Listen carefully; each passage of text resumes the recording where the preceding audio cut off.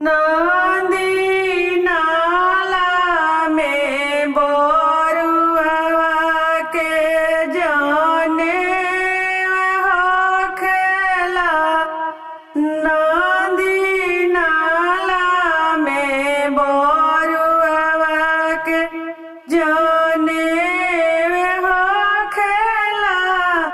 केकरा मिलल धोती कुर्ता, केकरा मिलल पोथिया।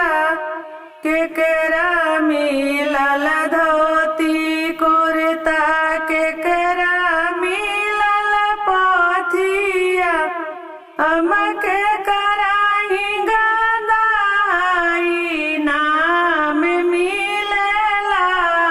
नदी नाला में बोरुआ के जाने होखेला। नदी नाला में बोरुआ के जाने होखेला। हजमा के मिलल धोती कुर्ता, पंडित के मिलल पोथिया। हजमा के मिलल धोती कुर्ता, पंडित के मिलल पोथिया। फूफा जी के गदाई नाम मिलेला। नदी नाला में बोरुआ के जाने होखेला। नदी नाला में बोरुआ के जाने होखेला। केकरा मिलल धोती कुर्ता, केकरा मिलल पोथिया।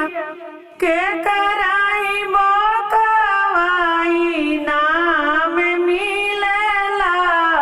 नदी नाला में बोरुआ के जाने होखेला। नदी नाला में बोरुआ के जाने होखेला।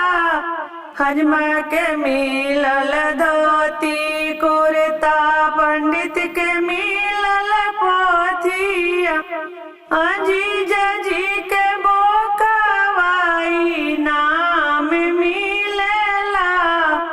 अजीजा जी के बोकवाई नाम मिलेला।